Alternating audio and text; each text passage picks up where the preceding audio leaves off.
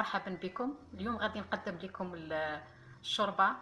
قبل ذلك نشكر كل اللي التحقوا بالقناة، شكرا جزيلا لكم، والمشتركين القدامى كذلك. إذا لتحضير هذه الشوربة فيرميسيل أو شوربة شعرية، نضع ملعقتين من الزيت،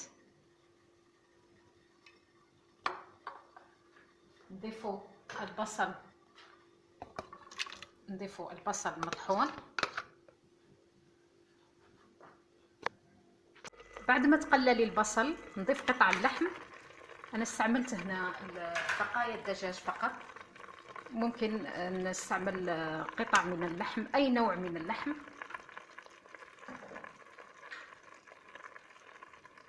نضيف طماطم مرحية، حبة من الطماطم مرحية،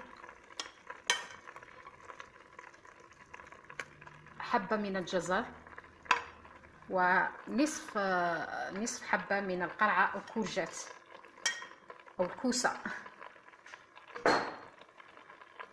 نضيف الحمص، إذا كان عندك الحمص طايب ممكن تضيفيه في الأخير، أنا نضيفه الآن لأن ما راش طايب عندي.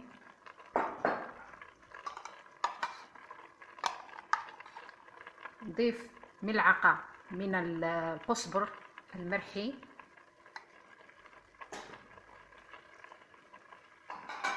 والآن نضيف التوابل. إذا عندي ملعقة طبعا صغيرة من الملح،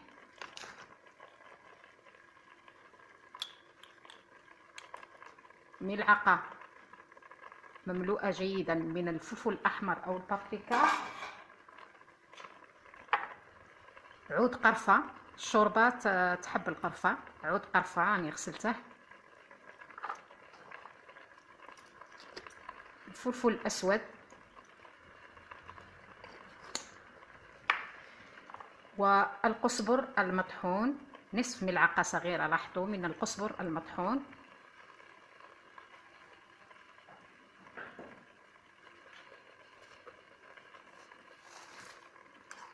وملعقة كبيرة من الطماطم المصبرة. نخلط الكل جيدا هكذا، خلطوا كامل المقادير هذه، ونغلقوا عليها ونخلوها تقلى الى حين. اذا نقلوا كل المواد حتى تتجانس مع بعضها بهذا الشكل لمدة تقريبا 7 دقائق أو 10 دقائق، لأن هذه التقلية هي اللي تجيب لنا الشوربة لذيذة. ثم نمرقوا بالماء الساخن تقريبا لتر ونصف أو لتر وربع حسب الكمية اللي تحتاجيها. نمرقوا ونتركوا هذا اللحم والخضار يطيب يطهى، ومن بعد إلى حين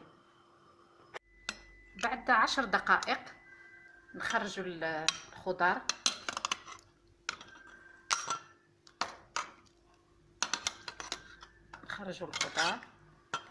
ونضيفوا لها 4 ملاعق من المرق، ونطحنوا هذا الخضار، نطحنوها بالميكسر. اذا بعد ما طحنت الخضار نضيف الخضار الى طحنتها بالميكسر، نضيفها الى الشوربه، مرق الشوربه،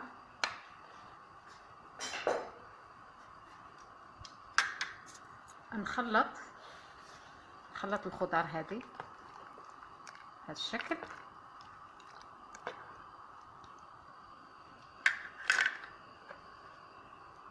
ونضيف القليل من النعناع. لاحظوا قليل من النعناع يعطي نكهة جيدة طيبة زكية إلى الشوربة. ونضيف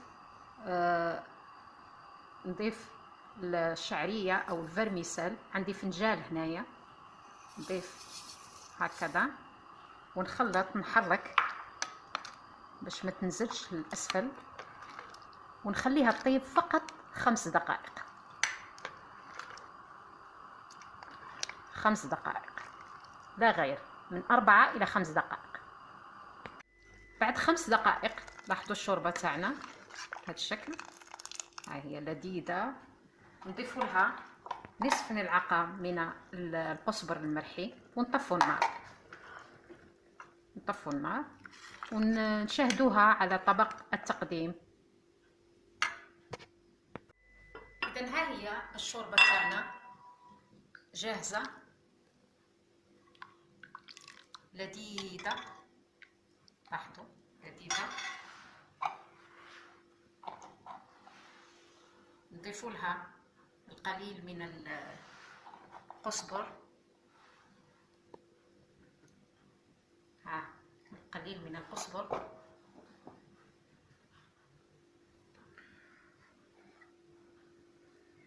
ها هي الشوربة تاعنا، قطعنا اللحم إلى قطع.